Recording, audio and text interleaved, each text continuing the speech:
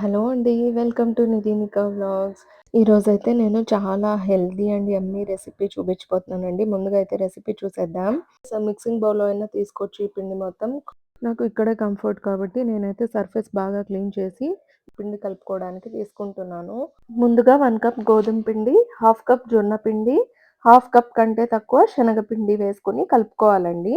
ఇప్పుడు ఇందులోనే 2 table spoons తెల్ల నువ్వులు, 1 టేబుల్ స్పూన్ జీలకర్ర, ఉప్పు తగినంత, కారం తగినంత, కొంచెం ధనియా పౌడర్ వేసుకొని కలుపుకోవాలండి. ఇప్పుడు ఇందులో బాగా తరిగి పెట్టుకున్న ఆనియన్ ఒకటి, కుకుంబర్ తురుముకున్నది ఒకటి, కొంచెం గరం మసాలా, క్యారెట్ ఒకటి, ఫ్రెష్‌గా తుంచి పెట్టుకున్న మెంతి ఆకులు. ఇప్పుడు లాస్ట్‌లో ఇందులో కొంచెం తురిమి పెట్టుకున్న కొబ్బరి, కొంచెం కరివేపాకు, కొంచెం కొత్తిమీర, లాస్ట్‌లో ఒక 2 స్పూన్స్ ఆయిల్ వేసి మొత్తం కలిపేసుకోవాలండి. ఇప్పటి వరకు అయితే అన్నీ డ్రైగా కలుపుకున్నాం కాబట్టి, ఇప్పుడైతే కొద్ది కొద్దిగా వాటర్ వేసుకొని బాగా మిక్స్ చేసుకోవాలి. చపాతీ పిండి ఎలా మిక్స్ చేసుకుంటామో అలాగా. నా వీడియో ఎవరైనా ఫస్ట్ టైం చూసేలా ఉంటే ప్లీజ్ సబ్స్క్రైబ్ చేసుకోండి.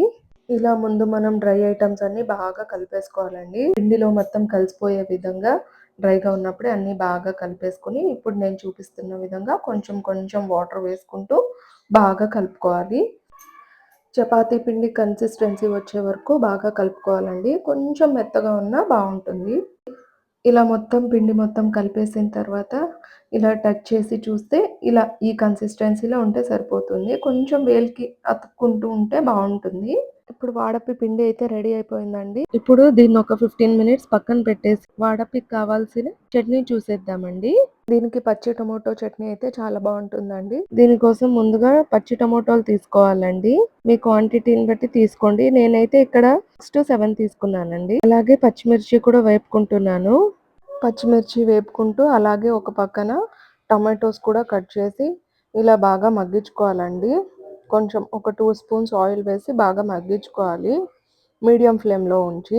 ఇలా లిడ్ క్లోజ్ చేసుకొని బాగా మగ్గిపోయాక మధ్యలో కలుపుకుంటూ బాగా మగ్గించుకోవాలండి. చివర్లో ఈ కలర్ వస్తే సరిపోతుంది. ఇప్పుడు బాగా మెత్తగయ్యాయి కాబట్టి ఇప్పుడు తీసేద్దాము. ఇది బాగా చల్లారాలి.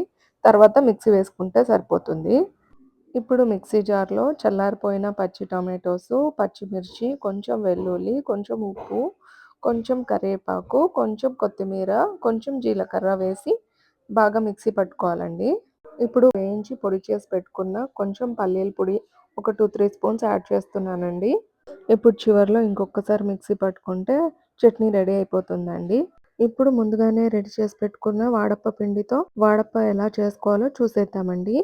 ముందుగా చేతికి కొంచెం ఆయిల్ రాసుకొని పిండి మొత్తం ఇంకొకసారి బాగా కలిపేసుకున్న తర్వాత ఇక్కడ చూపిస్తున్న విధంగా చిన్న చిన్న బాల్స్ మీకు ఏ సైజులో కావాలంటే ఆ సైజులో ముందుగా బాల్స్ చేసి పెట్టుకొని ఇలా ఫాయిల్ పేపర్ మీద కానీ బటర్ పేపర్ మీద కానీ మీ ఇంట్లో ఏది అవైలబిలిటీ ఉంటే దాని మీద ఇలా చేసుకుని తర్వాత పాన్ మీద వేసుకుని చపాతీలా కాల్చేసుకోవడమేనండి.